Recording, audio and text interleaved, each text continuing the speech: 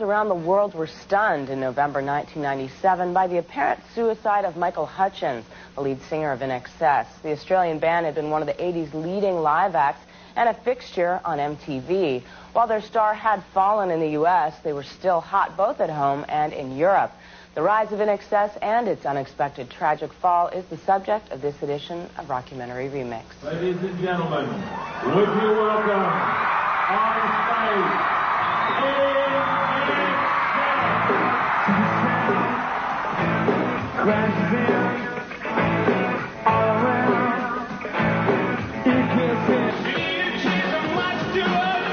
INXS became world stars in the 80s, but the band has been plugging away since 1977, when keyboardist Andy Farris and singer Michael Hutchence first encountered each other in a suburban high school in their hometown of Sydney, Australia. Actually, the first time I met Andrew, I was in a fight with this guy. As soon as I got to school, in 10 minutes, I got into this fight with this guy.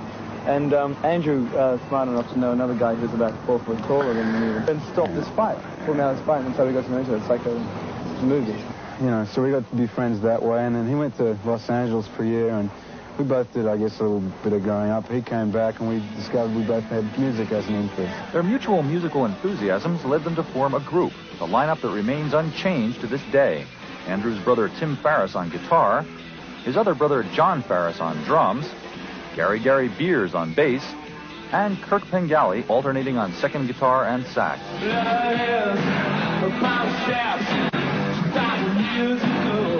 They originally called themselves the Farris Brothers, and one of the first things they did together was to move all the way across Australia to the city of Perth, where they spent the better part of 1978 honing their sound and their songwriting. In 1979, they returned to Sydney and adopted a new name. We came up with a name that we thought pretty much described the group and what we were trying to do, and also a name that's something to live up to. INXS. Like scores of Aussie bands before them, INXS built its following from the ground up, playing hundreds of gigs a year in the brawling, beer-fueled pubs and hotel bars that form the core of the Australian rock scene.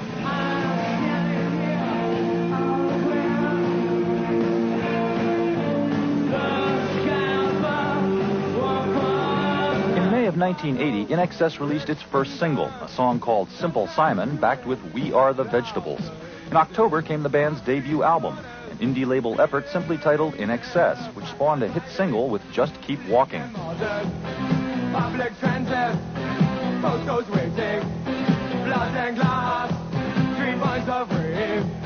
In 1981, INXS signed to a major label, and in the fall of that year released a second LP called Underneath the Colours. This album produced two more Australian hits, Stay Young,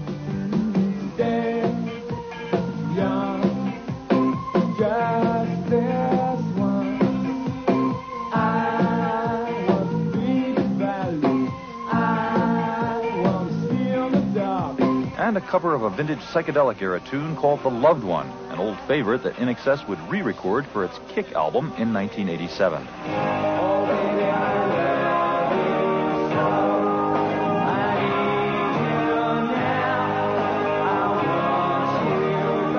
INXS has risen to the top of the international rock heap as a unit, even though the focus of the group and its resident sex symbol has always been Michael Hutchence, a man who's often compared to such vintage stars as Mick Jagger and, in particular, the late Doors frontman Jim Morrison. He's been described as Jim Morrison. I think it's sort of stupid that people keep comparing him to anybody, because people start to feel they have to compare him to other people, especially dead people. Why compare people? You know, Jim Morrison's dead, Michael Hutchence is happening. We want people to really, understand that we are a band, we're not a supporting band behind Michael Hutchence. Every decision INXS makes is very diplomatic, and we'll talk it all out. Indeed, Tim Farris and his two brothers have always been a key part of INXS, particularly Andy Farris, the man who writes the music.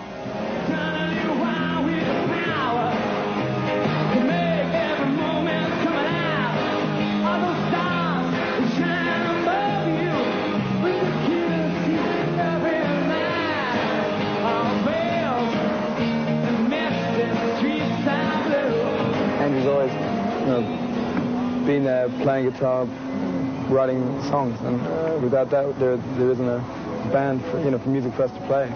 And that persistence, I think, is really kept us going. No, my contributions are linked with Andrew's. I really just write most of the lyrics and put melodies on Andrew's stuff, or we get together and write songs at the same time. And I sing.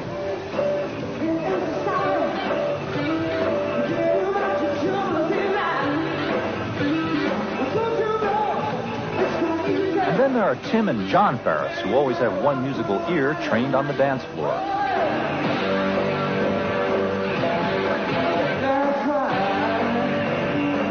John and perhaps myself are more influenced by music that affects the feet, you know, and then Kirk's more the sort of heart or head type of guy, you know, and Michael's a bit more the sort of the body. God over here.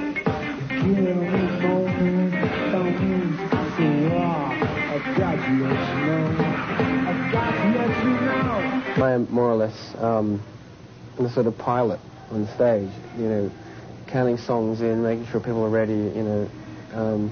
Tim might go to start a song and I'll sort of hold him up, say, perhaps because I'm noticing Andrew's having a technical problem or something. And then Mike will give me a glance and, okay, you might have to speak for a minute because we'll take this in a few seconds. Kirk Pengelly may be a utility man, but he's a crucial part of the group's sound, too.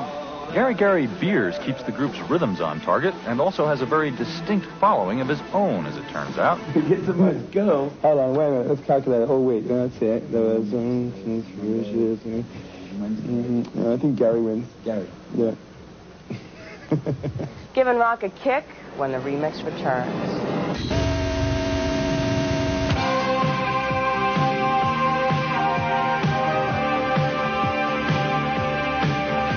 Title for the song that I wrote on the album, and it's kind of the way I write, which is like through rhythms. In fact, a lot of our music's based on rhythm, and it was like just rhythmic words, shabu shuba. We were just kicking those words, shabu shuba, around the studio a lot, and before long everything seemed to be shabu shuba this and shabu shuba that. And we just, it's good to invent a name. Yes, they're INXS words. And the album also revealed some of the band's extra musical talents. Mike said, let's all get under a sheet, and everyone said, you've got to be kidding, and we did it. So there you go. Because it was timeless, and it sort of had this Renaissance quality, you know. And, you know, 20 years from now, you won't really be able to tell when it was. There's no haircuts, no flares, no spikes, no vests, no paisley shirts, you know. Good old natural art. INXS scored in the U.S. with the Shabu Shuba track, The One Thing.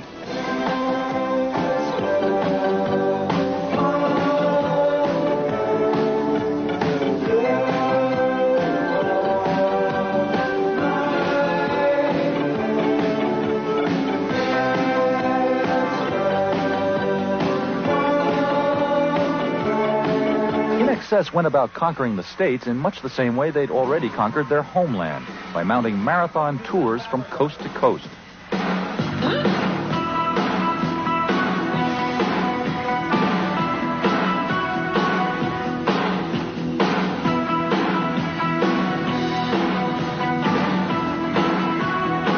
You do so much traveling that it all becomes maybe a blur. And at first the fascination of, oh, this is a new country and this is a new culture and this is new people and new money and new this and new that. And all that tends to just blend into really, this is me and I'm kind of in this, and, you know, where does it all end? That's more like to me, that's what it all comes down to. In 1984, INXS released its fourth album, The Swing, which featured the hit track Original Sin, a collaboration with American star producer Nile Rodgers.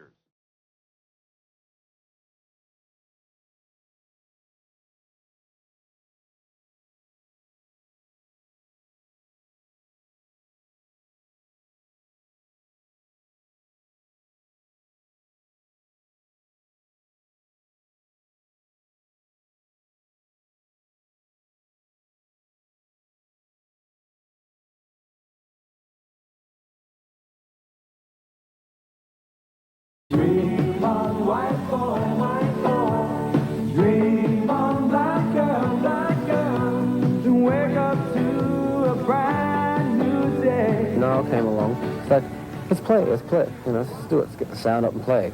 Do 2 takes and it's done, and let's do the bass and we'll do the vocals, and just like that. And what we captured was the atmosphere, and the band performing under the right environment. There is a dream, and it's held by me. Well, I'm sure you have to see its open arms. The band also managed to cement its visual image with the help of a young Australian director named Richard Lowenstein. I got this phone call saying, you know, some wild manager up in he was in Queensland at the time, saying, hi, we want to do a video, we want you to do it tomorrow. Which is exactly what they've been doing ever since. The first video we did with Richard, he had no storyboard, no script, nothing. And he still does this. He has a little like $5 cassette player with this song in it, and he goes click. Listens up to the first bridge or something, goes, I see the run. What do we do here? Oh yeah, that's right. And he goes click to the verse. And then he does that. You know. It's fun. That I understand. The hide and seek, we play with facts. It changes on demand. Take my hand, like the sun, and the shadow fade my dawn. Light me, and I'll burn for you, and the love song never stops.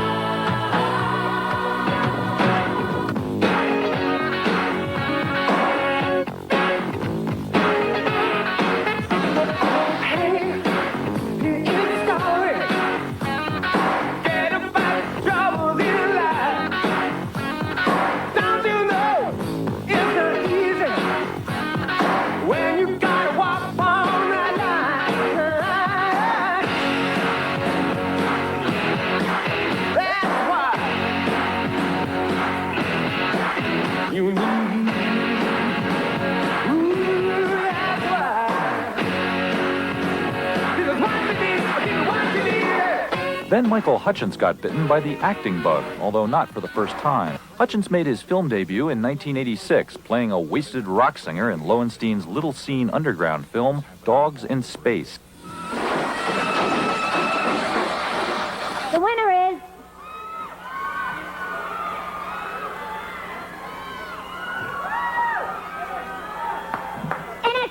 INXS! INXS! INXS! It's really Richard Lowenstein's nominations because he made most of the videos. So, we're sort of promoting the person who makes them as well. By 1988, INXS was being seen all over the place. The band's sixth LP, Kick, went to number 3 on the U.S. charts, and its single, Need You Tonight, went all the way to number 1. Slide over here and give me a moment. Your moves are so raw. I've got to let you know. I've got to let you know. You're my kind. Oh.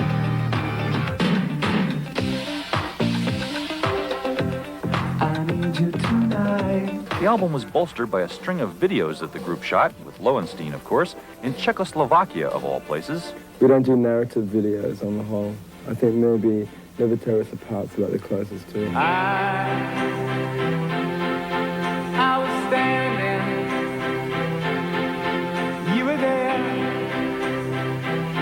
2 worlds collided, and they could never tear us apart.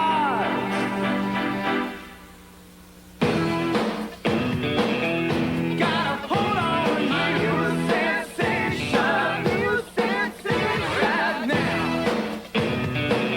It's gonna take you on new sensation, new sensation. It's so easy and so much fun to use videos. I mean, to really get in there, enjoy yourself with that medium. It's a fantastic medium.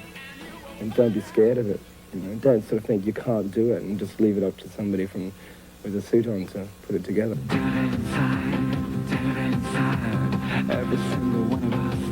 The death of a rock star and what happens next when we come back.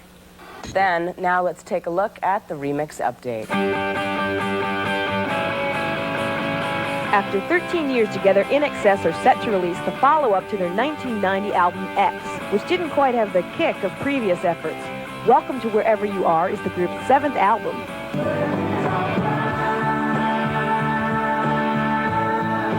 Baby, In terms of hearing INXS live, tour plans are still in the talking stages. Some guys in the band like to play the smaller type places, whereas I personally like the bigger type places. I think it just was important for INXS to be able to sort of, you know, come back to a point where we felt, you know, we were starting afresh again. The veteran Aussie band has just released its 10th album, Full Moon, Dirty Hearts, which is something of a return to form. It's more 3-4 minute songs, straight to the point. The lyrics are the toughest I've ever done, I think, and the music is too. You know. It's noisy but deep. That's it.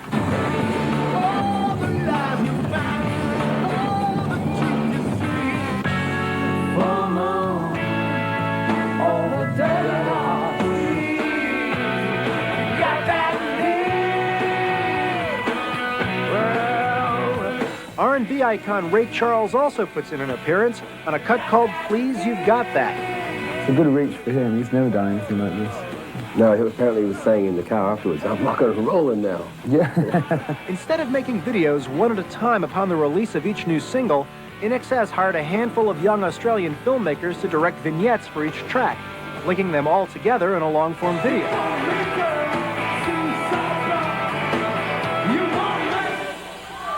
Their 90s albums, Welcome to Wherever You Are and Full Moon Dirty Hearts, weren't the big hits that Kick and Listen Like Thieves had been, and the group had slipped out of the public eye, at least until November 1997. Singer Michael Hutchence, the tousled and charismatic frontman of the Australian band INXS, apparently committed suicide in Sydney last Saturday morning, just days before the group was due to launch a 20th anniversary tour of its homeland.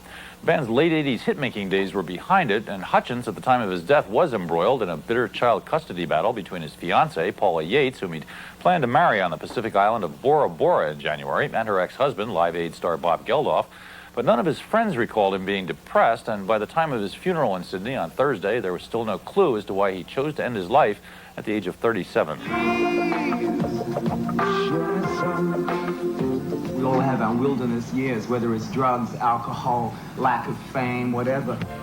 On Monday, responding to a barrage of press questions, police in Sydney confirmed that there was no suicide note, but that Hutchence's nude body had been found hung from the door of his hotel room with a leather belt. Detectives have taken into possession a leather belt for scientific examination.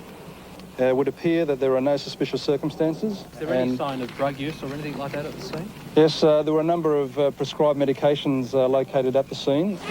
Police said they found 5 types of prescription medication in Hutchence's room, among them the antidepressant Prozac.